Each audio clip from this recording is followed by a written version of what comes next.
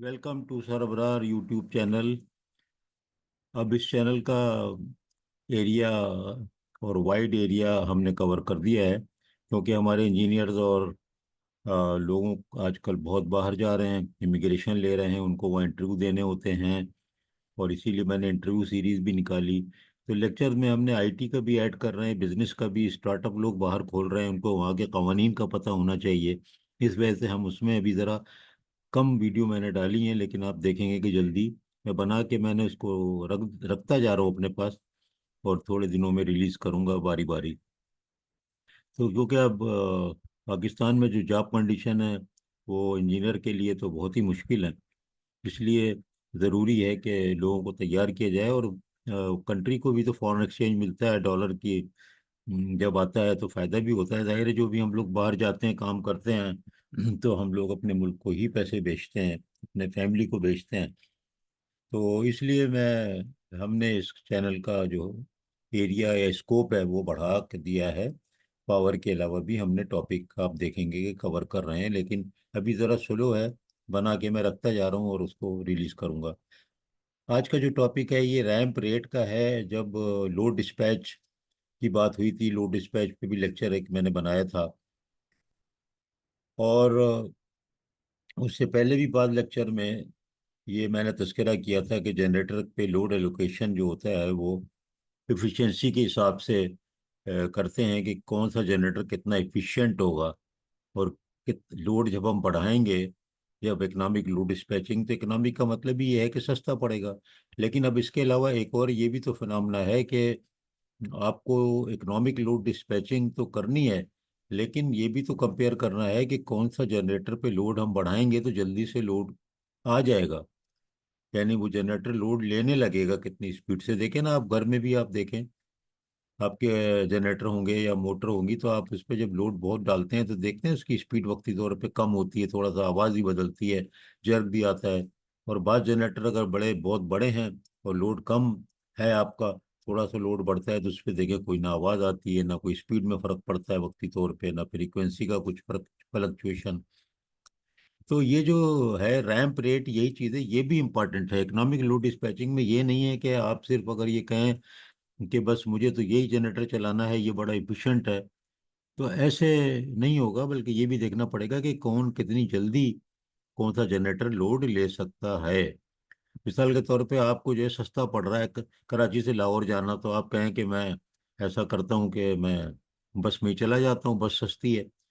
लेकिन बस पहुंचेगी जब 24-36 घंटे में, तो ये भी तो हो सकता है कि आपको जो है जल्दी से पहुंचना हो लाहौर 12 घंटे में, तो फिर आप ट्रेन, और आपको 4 घंटे में, 6 घंटे में, 1.5 घंटे में, तो फिर आप कहेंगे एयर। तो देखें ना, कहाँ इकोनॉमिक्स रही। इकोनॉमिक्स का मतलब ये हो गया कि रेट ऑफ जो अचीविंग द टारगेट है, तो वो भी तो अच्छा होना चाहिए। और सस्ता हो या ना हो, फिर उस वक्त दोनों में बैलेंस होगा। बैलेंस ये होगा कि आप देखेंगे कि कौन सा मोड ऑफ ऑपरेशन बेहतर है। चलो, 4 नहीं, मैं 12 घंटे में पहुंच जाऊं, तो आप ट्रेन पकड़ लें। तो इसलिए ये जो रैंप रेट है ये बड़ा इंपॉर्टेंट है। इकोनॉमिक लोड डिस्पैचिंग में सिर्फ ये नहीं है कि सस्ता पड़े, बल्कि कौन सा लोड जल्दी लेगा जनरेटर, वो भी आपको डिसाइड करना है। फिर उनमें देखेंगे कौन सा जो है वो बेहतर है इकोनॉमिकली, तो फिर उसके ऊपर लोड को लेने की कोशिश करें या लोड ले लें। कैसे लोड जनरेटर पे डिवाइड होता है, मैंने इस पे वीडियो बनाई हुई है। वो एक अलग पूरा फिनोमेना है, अलग थ्योरीज हैं। तो आपको ये वो पढ़ना पड़ेगा और मेरे लेक्चर सुनने पड़ेंगे कि लोड का डिवीजन कैसे होता है। यानी ये कैसे होता है कि दो जनरेटर 50-50 मेगावाट पे चल रहे हैं, और 1 और 2, और आपको लोड डिस्पैच सेंटर से कॉल आती है कि यार ऐसा करो कि लोड बढ़ाओ। आप कहते हैं जनरेटर 1 पे बढ़ाता हूँ मैं। भाई, तो जनरेटर 1 पे कैसे बढ़ेगा? तो वो फिर एक अलग थ्योरी पूरी आती है।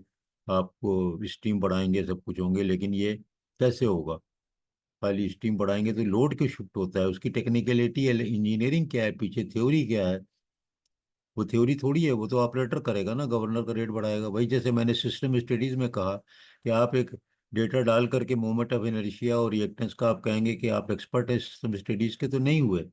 इसी तरह आप पावर सिस्टम के इंजीनियर नहीं हुए, आप ऑपरेटर हुए पावर प्लांट के, कि आपने कहा कि मैं सर्वो स्टीम बढ़ा देता हूँ, इस पे लोड बढ़ जाएगा। तो ये तो यार लेमैन कर रहा है, आपकी इसमें कौन सी वो, इसीलिए जब हम लोगों को रीज़न नहीं पता होता तो हम लोग इंजीनियर जो हैं ज़्यादातर फोरमैन के नीचे ही काम करते हैं। कहने को होता है तनख्वाह ज़्यादा लेते हैं, वो लोग पीछे पीठ पीछे गालियां भी देते हैं तो यार ये तनख्वाह इतनी ले रहा है, इसको कुछ पता वता है नहीं, ये तो हम इसको बताते हैं। तो वजह क्या है कि वजह ये है कि हमें ये नहीं पता कि मोमेंट ऑफ इनर्शिया क्यों डाल रहा है, तो हंसते हैं पीछे वो। तो अगर आप चाहते हैं कि लोग आपके पीछे हंसें और आप झूठे, आप एक्सपर्ट बने रहें और सिस्टम स्टडीज के सिर्फ कंप्यूटर को चला के या लोड डिस्पैचिंग में स्पीड स्टीम की बढ़ा के, तो फिर आपको जो है उनके उनकी मिन्नतें करके सिस्टम को चलाना होगा। आपने ऐसे इंजीनियर देखे होंगे जो ऐसे इंस्ट्रक्शन देते हैं, यार कर देना भाई, यार कर दे यार, देख ले खुद ही कर ले भाई, कुछ कर लो यार, यार मुझे नहीं तंग करो यार। तो यार ये कौन सी इंजीनियरिंग है। बहरहाल रैंप रेट जो है उसका ये, उससे ये होता है कि अगर रैंप रेट हाई है तो फिर आप जो है frequency regulation, system stability, resilience अच्छा होता है। रेजिलियंस का मतलब क्या है कि पावर सिस्टम फॉल्ट के बाद दोबारा अपनी असली हालत में इक्विलिब्रियम में आ जाए। एक दो लाइनें निकल गई, एक मशीन निकल गई, सब कुछ हो गया, उसका सिस्टम नॉर्मल हो गया, जब हम कहते हैं सर सिस्टम नॉर्मल है, फॉल्ट क्लियर हुआ, तो क्या हुआ कि सिस्टम नॉर्मल का मतलब ये है कि ग्रिड का रेजिलियंस अच्छा था, जनरेटर ने जल्दी से लोड शिफ्टिंग दूसरे जनरेटर्स पे हो गई। अब जल्दी से लोड हो गई इसका मतलब है जिनका अच्छा रैंप रेट था उन जनरेटरों पे लोड चला गया। अब उसमें से कोई और लोड अगर हो रहा है, कुछ हो रहा है, वो भी आपको देखना होता है। तो देखिए मैंने टिपिकल वैल्यूज यहाँ पे जमा करी हैं, और इसमें कोई मेरी काबिलियत नहीं है। काबिलियत मैंने आपको बताया, बैकग्राउंड जो नॉलेज होती है वो होती है, ये नॉलेज तो फोरमैन को ही पता है, सुपरवाइजर को ही पता है। लेकिन क्यों मैंने आपको पहले बताया, तो प्लीज़ अगर इंजीनियर बनना है तो मेरी बात को समझें। अगर आपने हर वक्त अपने से सबॉर्डिनेट की थोड़ी में हाथ डाल के और रिक्वेस्टें नहीं करनी है तो आपको ये करना है। लेकिन इससे बढ़ के बात यह है कि अगर आपको दुनिया भर में कहीं और जॉब लेना है तो कंप्यूटर ऑपरेटिव से निकलें। आप ramp rate, moment of inertia और इसके सारे बारे में जानें, वरना पावर सिस्टम स्टडीज के इंजीनियर नहीं होंगे, आपको नौकरी नहीं मिलेगी।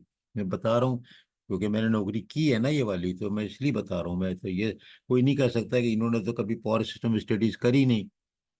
तो जो इन्होंने कभी नहीं की वो अगर आपको पावर सिस्टम स्टडीज पढ़ा रहे हैं लेकिन पावर सिस्टम ऑपरेशन उन्होंने कभी नहीं चलाया, तो वो आपको नहीं बता सकते, नहीं समझा सकते। फिर आप ऑपरेटर बनिए।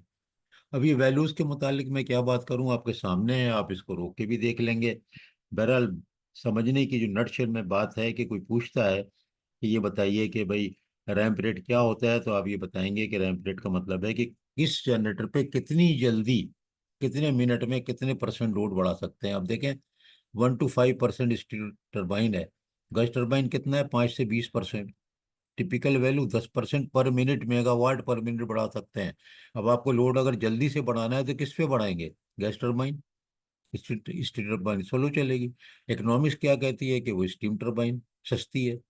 तो अब डिपेंड करेगा ना, देखो दोनों में बैलेंस करना होगा कि यार मैं, यार अभी इमरजेंसी है भाई, हालात बहुत ख़राब हैं, बारिश है, बड़ी तबाही मची हुई, जल्दी से यार लोड ले लो, प्राइम मिनिस्टर आ रहे हैं यहाँ पर फलानी जगह पर, या कोई इंपॉर्टेंट फंक्शन है, बड़ा हॉस्पिटल है, यार जल्दी से लोड बढ़ा दो, तो गैस टरबाइन चलवा के फौरन लोड ले लिया आपने। और फिर उसके बाद लोड को कम करके स्टीम टरबाइन जब आ गई बाहर पे, 2 4 घंटे 4 घंटे में वो लोड उस पर शिफ्ट कर लिया। उसको कहते हैं इकोनॉमिक लोड डिस्पैचिंग, कि जल्दी से भी हो और सस्ता भी पड़े। तो उस इकोनॉमिक लोड डिस्पैचिंग के हवाले से ही ये सारी बातें हैं। आप इसको आराम से पढ़ लीजिए।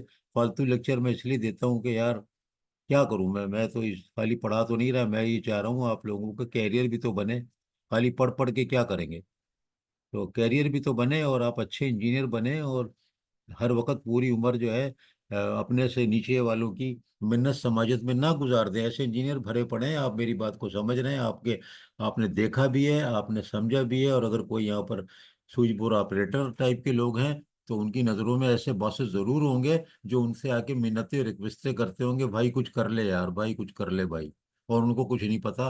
और फिर वो बहुत ही जो है वो आप लोग बहुत ही यानी शोर से के अच्छा सर कर देता हूँ, तो कितना अच्छा लगता है अगर आप नीचे हो, लेकिन जब ऊपर हो तो कितना बुरा लगता है। तो आपकी मर्जी है, आप किस उसमें जाना चाहते हैं, कैडर में। बहुत बहुत शुक्रिया, शेयर कर दें। मेरी बातों पे नाराज ना हो, मैं ऐसी बातें करता हूँ क्लास में भी।